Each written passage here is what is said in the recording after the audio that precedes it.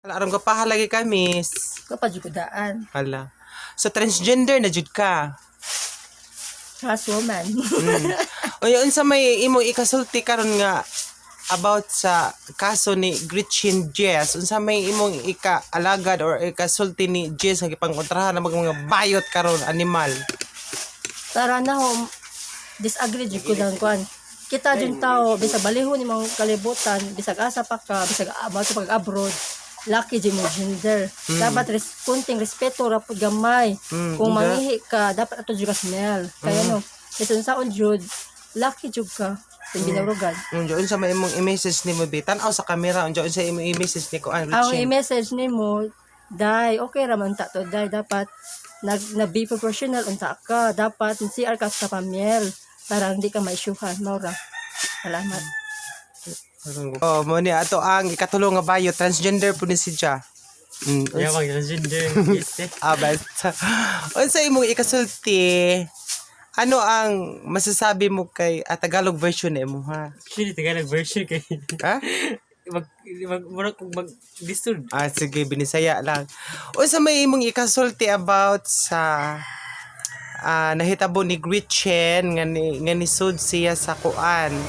Nga nisud siya sa female CR tapos ang mga bayot sa Pilipinas karon gipangkontrahan na hinuon. Unsa may imong ikasulti ni Gretchen? Gretchen G? Yes. Jess. Christine. Christine. Gretchen Jess. Bitaw no. Bitaw may istorya niya na ngano misud siya sa pangbabae na laki manggid siya. Bisig transgender pa ka, bisig pa bihis babae jud ka. You need to respect yourself first.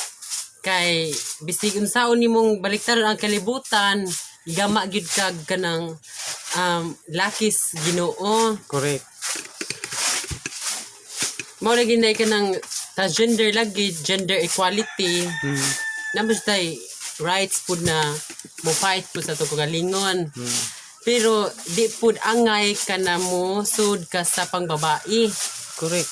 Kay kuan man kanang ang babae kay dili man pud musud og panglalaki na CR ang tumboy magali mismo dili musud pud sa panglalaki kay kuan kanang bisig na ka pangbihis sila panglalaki sa bae gipud sila musud kay gihimo man sila Ginoo kuan kanang babae. So musod yung pang kuan pang babae CR. Kita mga bayot kay kuan man ta kanang full of discrimination. Kailangan po maghuna-huna po ta panagsa kung asa ilugar atong kaugalingon. Kay kuan man kanang at the end of the day kanang kita ran po'y masakitan kung di ta maghuna-huna og tarong. Lagi ay narapod nato mga bayot no na bisig kung asa ta musod og kuan CR kuan man jud ta kanang namjud ubang kanang gay na kanang feel jud girl jud siya.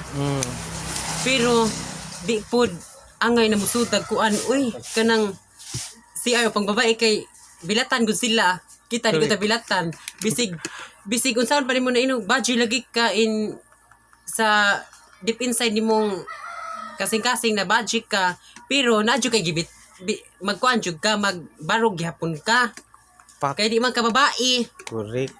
Di ba? Perting ko pa hadyo ka mama. Visit ka. Hala guys, kana ito si Samantha yung pinakamagandang babae sa balat ng lupa sa amin ha. Tatanungin natin siya ato si Jang pangutan-on kung unsa ijang ikasulti. Sam, asa man og mangihi ka kay nagbaji-baji na mga jud ka pak. Baji-baji jud na. Baji ha. Kana og mangihi ka Sam, asa makamusod sa babae or sa laki? Okay. Para nako actually duha man transgender or dili pa ka gender dili day pwede ta musod sa permero na og pirahan na ta, accepted na ta na babae 100%. Mm. Di ba na ta accept na mo CR sa CR sa budget? Mm. So, og ikaw, og dili pa ka gender, totally gender, Mm. nga nung musod man ka, di ka pwede allowed na musod sa CR sa budget. Kaya nga nung, ang stand up ni mo gayo sa man jud ka lucky. Correct. Alright. Lo, eh. Usa pod, katong gibuhat ni, kasi nga nato niya, Gretchen. totally, sa iyang panglabas, babae siya, dili Mm. man siya totally na gender Mm. equality. Mm. Pero That's all. pero di gyapon siya pwede mo sa mga pang-budget no kay Dili, magtindog di- pa man siya. Oh, di pa siya pwede. Muna, uy, ano, uy, Gwapa ka jud ka mama.